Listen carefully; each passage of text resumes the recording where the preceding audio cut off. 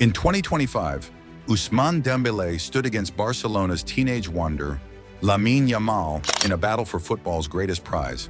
When the Ballon d'Or envelope was opened, the answer shocked millions. This is the story of the season that crowned a new king.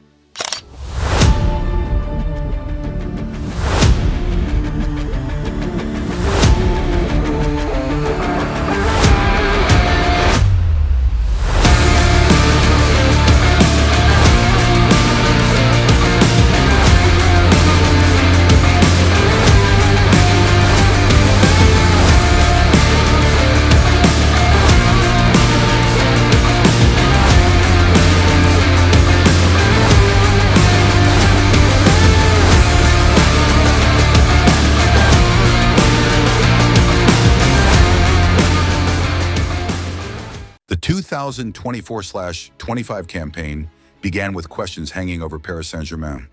Kylian Mbappé had left, Neymar was long gone, and for many, PSG looked like a team entering transition. But one man stepped forward when the world least expected it: Ousmane Dembélé. From the very first weeks of Ligue 1, it was clear that this would not be the same Dembélé of old.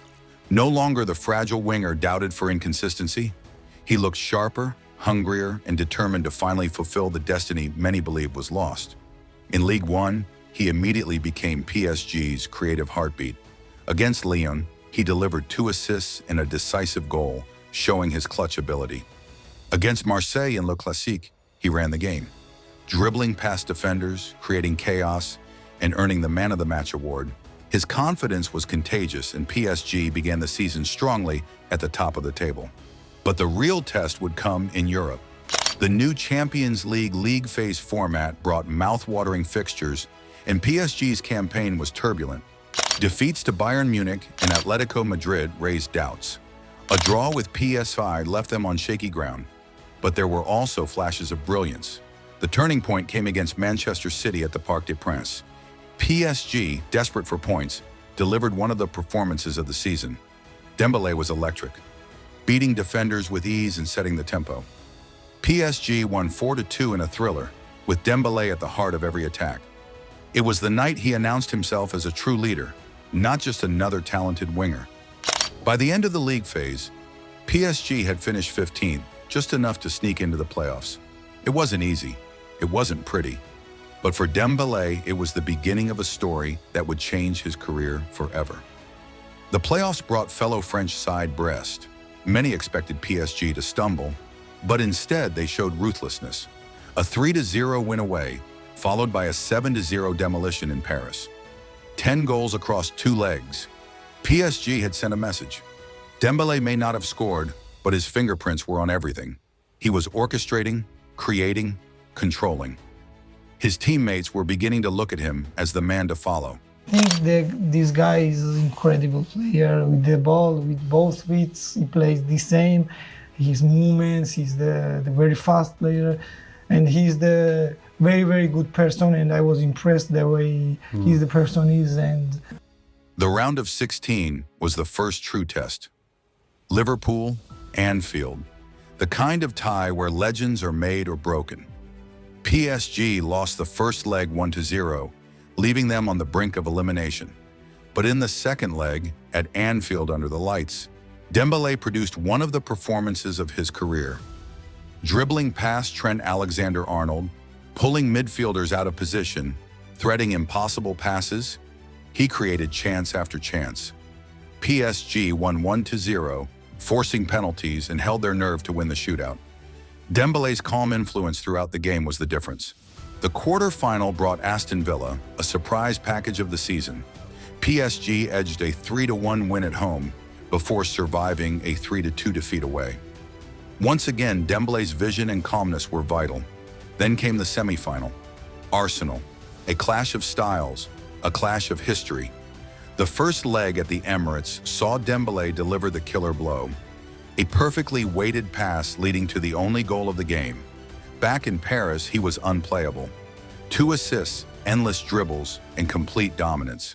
PSG won 2-1, securing a 3-1 aggregate victory and booking their place in the final. For only the second time in their history, PSG were in the Champions League final. and Dembélé had dragged them there. If Ousmane can finish what he starts, he will be one, if not the best player in the world. And that's what he's doing only now. If he does that on a daily basis, I think he can definitely be there. But this year, when you look at what he's been doing since 2025, he's on top and he's on a run to win the treble. The final, held in Munich, saw PSG face Italian giants Inter Milan. Many expected a cagey affair. Few predicted what was about to unfold. From the first whistle, PSG were relentless. In the 12th minute, Achraf Hakimi opened the scoring. By the 20th, Désiré Doué doubled the lead. PSG were flying, Inter were shell-shocked.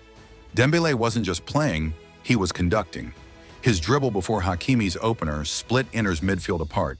Then, in the 73rd minute, he delivered a precise assist for Kvicha Kvaratskhelia, killing off the contest. Later, he set up the fourth goal with another moment of brilliance. The scoreboard read, PSG 5, 0 Inter Milan, a Champions League final, total domination. As the final whistle blew, the stadium erupted.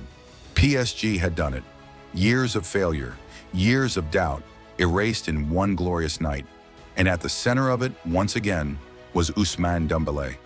2 assists on the biggest stage of his career, a performance worthy of immortality. For PSG, the victory was historic. For France, it was a moment of pride. But for Ousmane Dembélé, it was the crowning achievement of his career. The media headlines told the story. Dembélé delivers immortality. From fragile talent to Europe's best. The King of Paris, the King of Europe. And of course, Ousmane Dembélé has been one of the best players of the season, if not the best one. He scored, he passed, he fight, he defends. And that's the real mentality. That's a leader. A real leader is the guy who shows with his example the way to go. And yeah, it's so nice for me to hear Ousmane, to give him confidence to develop his qualities.